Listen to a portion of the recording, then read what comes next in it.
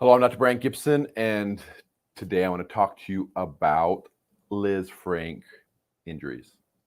So first things first, let's help you understand what the Lisfranc joint is.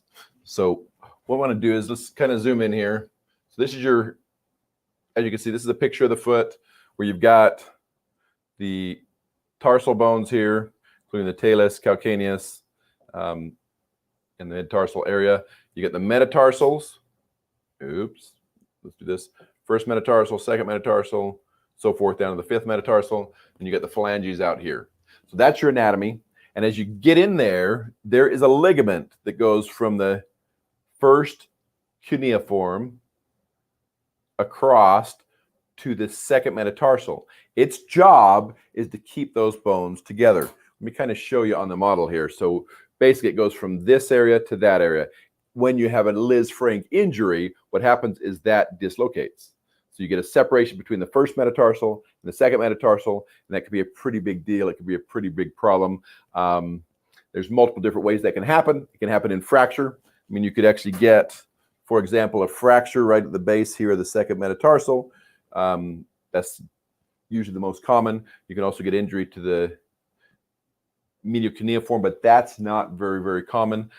With a fracture, the treatment's gonna be a little bit different than what I'm gonna explain to you here. I will mention it, but there's typically what I'm doing with this is doing a treatment that allows you to get back to normal really, really quickly. So you get a fracture or a sprain of this joint of the foot, tearing that ligament. As with the ligaments of the ankle, if you tear a ligament, it doesn't heal very well, usually heals stretched out. So what becomes a chronic problem is that Lisfranc injury. So you basically say, okay, it gets better over a period of time, and then I step off the curb funny, or I twist my foot funny, and then I'm in pain again in that same general area for a period of time.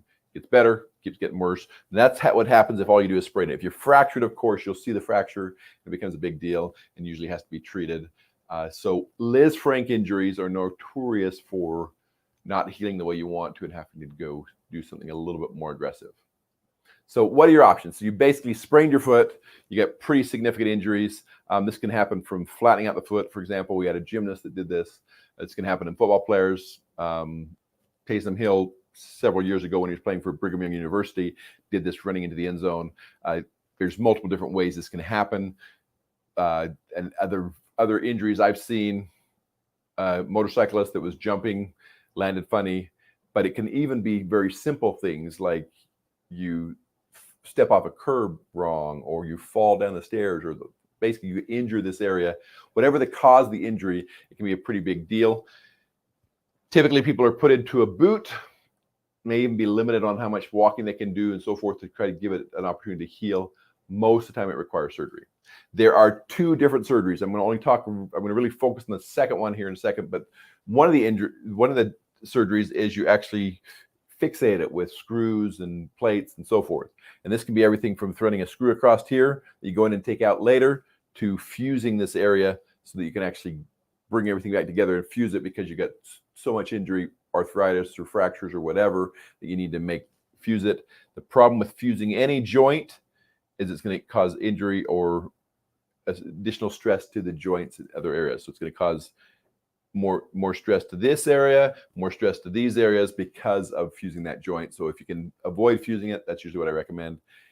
As with other sprains, the best thing to do is to do something with that ligament. In ankle sprains, we actually repair the ligament by shortening it. In this case, there's a better option. So let me bring you over to this other view here. And what you see here is a repair. And you can see a metal button here, and you can see that the first and second metatarsals are very close together. Prior to this, they were separated. Remember, you got pulling them apart here, where you got the pretty good separation between the first and second metatarsal area. That's kind of what you're looking for when you've got a pretty significant Lisfranc injury. It's commonly missed on x-rays because you may dislocate and it may pop back together. So on x-ray, it may look okay unless they're looking for it specifically, but it's the separation that causes the pain, causes the issues. So because of that, this ligament's not doing its job. So what we do is we actually drill a hole through this area, run a wire from here, from this area right here to this area right here, And that wire has buttons on either side, so it's really a really strong suture. But what you do is you run it through that, and then you tighten everything down. And what it does, it acts as a artificial ligament. So it actually has a ligament that goes from here to here inside the bone. But it keeps that separation from being able, so you can bring everything back together, lock it in place with that complex, including those buttons. These buttons don't allow the suture to slide, don't allow it to do anything. So you basically have a wire from here to here that holds it in place, fixes it, maintains the ability for it to function. So as opposed to a screw that stops all motion, this allows the normal motion that you're supposed to have, but doesn't allow the dislocation. So it's actually a good solution. Most of the time they can get back to gymnastics, riding their motorcycle, running, jumping, all those kind of things, and still have it repaired. This is Dr. Brandt Gibson, and this is your Podiatry Tips Day. I don't remember. Let me look here. 363. Podiatry Tips Day 363. Lisfranc Injury. So you have a sprain of your foot that just isn't getting better, and no one can give you an answer. It's worth getting an x-ray, getting evaluated, and say, okay, is it a Lisfranc injury? There are key pieces on the x-ray. There's things we look at in this general area to say, yes, you do have a Lisfranc injury. An expert that actually looks at these all the time can actually tell you if that's the case and give you the best options. I like this option because you can get back to normal quicker. You usually have a small, tiny incision, and it works really well as long as there's not a fracture. If there's a fracture, sometimes there needs to be additional treatments, additional care in those kind of situations. This is Dr. Brandt Gibson. Thank you for being here. If you'd like additional information, reach out to us at utahfootdoc.com. We'd love to help you. We'd love to help you find a doctor that can actually do this for you, or you're welcome to come to us. Thank you, and have a great rest of your day.